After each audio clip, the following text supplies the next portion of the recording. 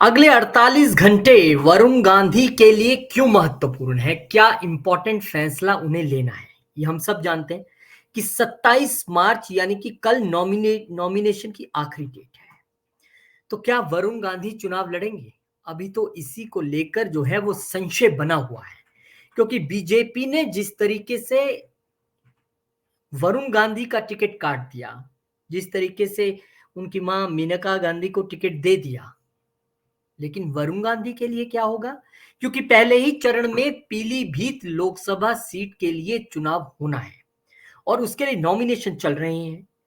आज और कल का दिन बचा है, यानी कि कुल मिला के 48 घंटे, यानी कल शाम 5 बजे से पहले पहले वरुण गांधी को महत्वपूर्ण फैसला लेना है कि उनको करना क्या है।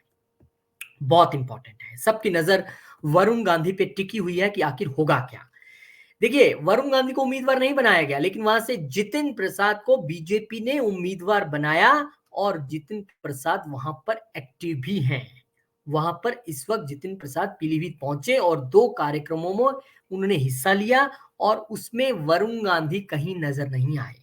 ऐसे में ये सवाल उठ रहे हैं कि आखिर उनके मन में चल क्या रहा है। दरअसल ये सवाल इसलिए भी उठ रहे हैं क्योंकि बीजेपी के प्रत्याशी ऐलान से पहले ही वरुण गांधी ने नामांकन के लिए 4 सेट में पर्चा खरीदा था। माना जा रहा है कि वरुण ने चुनाव लड़ने का पूरा मन बना लिया है।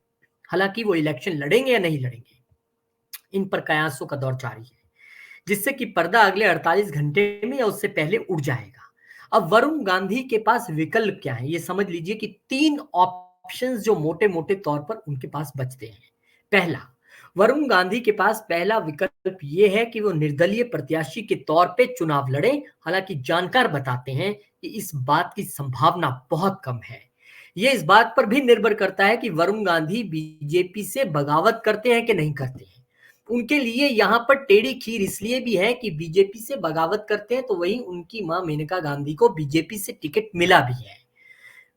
पिछले कुछ सालों में लगातार उन्होंने बीजेपी की जिस तरीके से क्रिटिसाइज किया है, उनकी नीतियों को और हर चीज को, उसको लेकर ये क्यास तो लगाया जा रहा था कि उनका टिकट कटेगा, लेकिन इस रूप में सामने आएगा। वो भी वेट एंड वॉच की स्थिति में थे। लेकिन अब देखना है कि वरुण गांधी अगर वहां से आजाद लड़ते हैं, मान लीजिए वो ये फैसला करते हैं कि मैं यहां से आजाद लड़ूंगा, तो क्या वो जीत पाएंगे? ये सवाल इसलिए है क्योंकि जब आप चुनाव लड़ते हैं तो आपको कहीं ना कहीं पार्टी कैडर का भी एक बड़ा वोट ट्रांसफर होता है।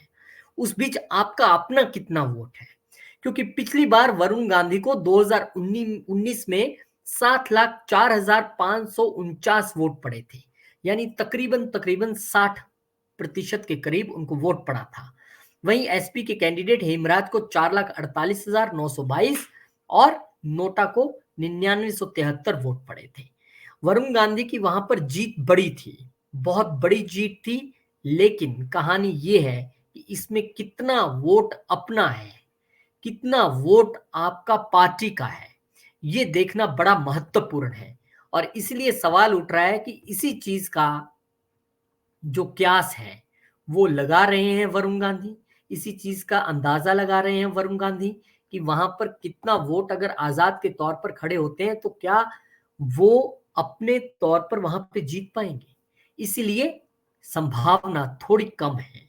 दूसरा, सपा प्रत्याशी ने बीते दिनों वरुण गांधी को ऑफर किया था कि अगर बीजेपी उन्हें टिकट नहीं देती है तो उनके लिए टिकट मैं अपनी उनको दे दूंगा, सीट खाली कर दूंगा। सपा उम्मीदवार भगवत शरण गंगवार ने यह कहा था, अगर वरुण गांधी चुनाव लड़ने का मन बनाएंगे तो मैं उनके लिए सीट खाली कर दूंगा। इसके अलावा सपा के राष्ट्रीय अध्यक्ष अखिलेश यादव ने भी कहा था कि घोषणा पत्र में वरुण गांधी से जुड़े सवाल पर उन्होंने सॉफ्ट कॉर्नर दिखाया था। ऐसे में वरुण गांधी के टिकट पर भी, एसपी के टिकट पर भी चुनाव लड़ सकते हैं। लेकिन इसमें भी एक पेच है। पेच ये है कि एसपी की जो नीतियां हैं, एसपी का जो एजेंडा है, समाजवादी पार्टी की जो लीक है, उस पर वरुण गांधी चलते नजर नहीं आते हैं। एसपी की नीति कुछ, वरुण गांधी की नीति हार्ड हिंदुत्व वाली है। जिस तरह के उनके बयान रहे हैं वो एसपी के सांचे में फिट नहीं होते हैं। यानी कि कहीं ना कहीं एसपी की टिकट पर वो चुनाव लड़ते हैं तो दोनों के लिए मुश्किल होगा। तो क्या बीच का रास्ता निकाला जाएगा? ये भी एक बात चल रही है। अब तीसरा रास्ता क्या है जिसका हम जिक्र अभी कर ही रहे हैं कि वरुण सपा में शामिल हुए बिना पार्टी के समर्थन से चुनाव लड़ सकते हैं। सूत्रों का दावा है कि भगवत चरण गंगवार ने सीट खाली करने की घोषणा पहले कर दिया। ऐसे में अगर वरुण चुनाव लड़ते हैं तो सपा उन्हें अपना समर्थन देते हुए प्रत्याशी को वापस ले सकती है। यानी कहानी यहां पर यह है कि यह रास्ता जो तीसरा ऑप्शन है ये वरुण गांधी के लिए सबसे मुफीद बैठता है कि आप वहां पर आजाद तौर पर चुनाव लड़ जाइए और एसपी आपको बाहर से समर्थन कर दे। इससे ना तो आप एसपी में गए और ना ही आपको उनकी नीतियों से कोई वास्ता रहा। अब अगर वरुण इस तरीके से चुनाव लड़ते हैं तो क्या वो ये सीट निकाल लेंगे? वो भी तब जबकि उत्तर प्रदेश में राम लहर हो और पूरे भारत में मोदी लहर चल रही हो। इस बीच वरुण गांधी क्या यहां से अपनी सीट निकालेंगे? और वो भी तब जब अगर फैसला ये होता है कि उनके माताजी सुल्तानपुर से जिनको टिकट मिला है अगर वो लड़ते हैं, अभी तक जो संभावना है कि लड़ेंगे क्योंकि उनकी तरफ से अभी कोई बयान नहीं है, तो कैसे बीजेपी की नीतियों का आप कटाक्ष करेंगे? कैसे आप खुल के बोलेंगे? और इस सब के बीच आपको देखना यह भी है कि भविष्य की राजनीति आपने कैसे करनी है, क्योंकि आजाद लड़ने के बाद और या जीतने की कहानी एक अलग है, लेकिन यहां पर राजनीति पार्टियों से होती है।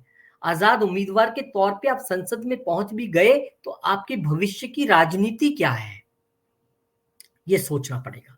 तो वरुण गांधी के लिए डिसीजन यहां पर थोड़ा मुश्किल है।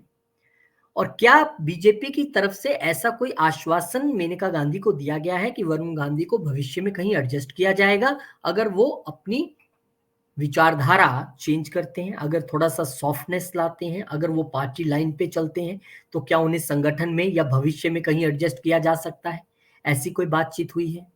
ये भी बड़ी महत्वपूर्ण है कि हुई है या नहीं हुई है। क्योंकि अपने तौर पे अगर सुल्तानपुर से मेनका गांधी का भी टिकट कटता, यहाँ से वरुण गांधी का कटता, तो शायद चीजें आसान होती, अपने अपने तौर पर आजाद लड़ जाते, लेकिन ऐसा नहीं हुआ।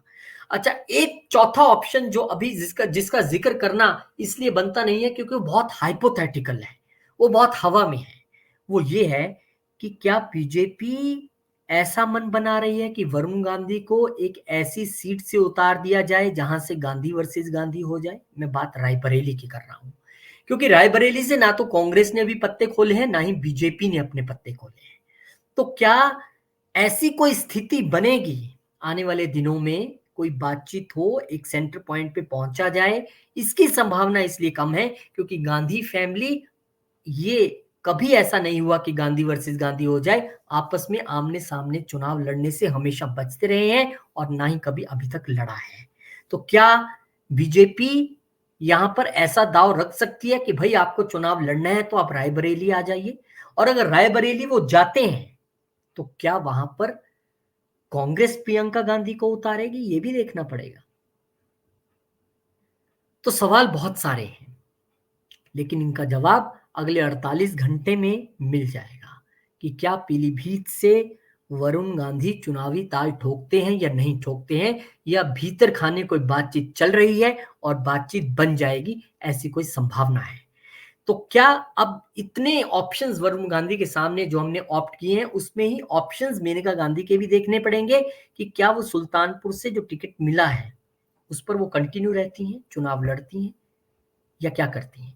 ये सवाल इसलिए उठ रहा है क्योंकि अगर मेनका गांधी बीजेपी से लड़ते हैं, वरुण गांधी अपने तौर पे लड़ते हैं, तो दोनों एक दूसरे का चुनाव प्रचार नहीं कर पाएंगे, क्योंकि आपकी विचारधारा, आपकी स्थिति अलग-अलग हो गई।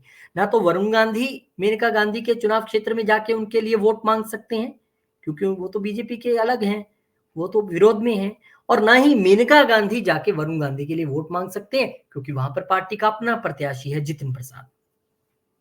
तो कुल मिला के बड़ी उलझी हुई स्थिति, और इस उलझी हुई स्थिति में से निकलना अगले 48 घंटे में ही पड़ेगा, क्योंकि कल शाम 5 बजे तक फैसला नहीं लिया तो आप नॉमिनेशन कम से कम पीलीभीत से तो नहीं कर पाएंगे, क्योंकि कई चरणों में चुनाव होना है और पहले चरण में जो चुनाव हो रहा है उसमें पीलीभीत आता है। पहले चरण में जो चुनाव हो रहा है उसमें यूपी की बहुत सारी सीटें आती हैं, लेकिन पीलीभीत मुख्य तौर पर उसमें शामिल है। तो देखना बड़ा दिलचस्प रहेगा कि वरुण गांधी क्या डिसीजन लेते हैं। हमारी नजर इस पे बनी रहेगी। आप इस वीडियो को शेयर करें, लाइक करें, और आप कमेंट करके बताएं जरूर कि आप क्या सोचते हैं, आपकी क्या राय है। चैनल को सब्सक्राइब जरूर कीजिएगा बहुत-बहुत शुक्रिया। नमस्कार, धन्यवाद।